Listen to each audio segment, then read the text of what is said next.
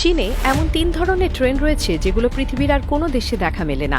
এদের প্রতিটি ডিজাইন, চলার ধরন আর অভিজ্ঞতা এতটাই ব্যতিক্রম যে কেউ একবার দেখলে ভুলতে পারবে না।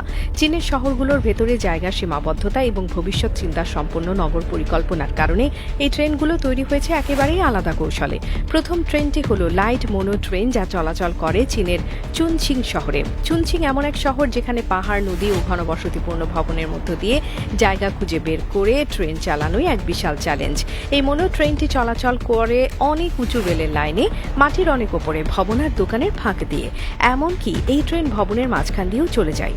ট্রেনের ট্র্যাক এমনভাবে ডিজাইন করা হয়েছে যেন কোনো বাড়ি ভাঙতে না হয় এবং শহরের মাঝখানে চলেও যানজটের সৃষ্টি না করে। দ্বিতীয় ট্রেনটি চীনের উহান শহরে, যেটাকে বলা হয় স্কাই ট্রেন।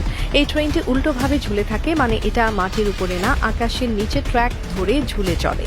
সবচেয়ে মজার বিষয় হলো এই ট্রেনের নিচের অংশে কাঁচ বসানো আছে, ফলে ভেতরে বসে থাকা যাত্রীরা নিচে তাকালে দেখতে পায় পুরো শহর, রাস্তাঘাট আর চলমান গাড়ি, যা একদিকে আনন্দের আবার অন্যদিকে অনেকের জন্য ভয়ঙ্কর হতে পারে।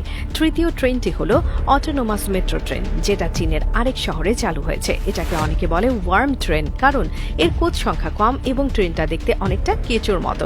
এটা চালাতে মানুষের প্রয়োজন পড়ে না, সবকিছু চলে স্বয়ংক্রিয়ভাবে।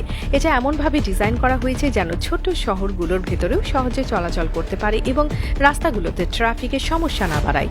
ট্রেনটি তার নিজস্ব লাইনের পরিবর্তে সাধারণ রাস্তায় চলতে পারে, কারণ এতে সেন্সর বসানো আছে যা রাস্তাকে চিনে ফেলে এবং নিজে থেকেই চালিত হয়। এই তিনটি ট্রেনই শুধু প্রযুক্তি নিদর্শন নয়, বরং চীনের শহর পরিকল্পনা, গণপরিবহন ব্যবস্থার দক্ষতা ও স্থান সাশ্রয়ী সমাধানের উদাহরণ। চীন এখন শুধু ট্রেন চালায় না, তারা ভবিষ্যতের যাতায়াত পদ্ধতি কি হতে পারে তারও দিশা দেখিয়ে দিচ্ছে।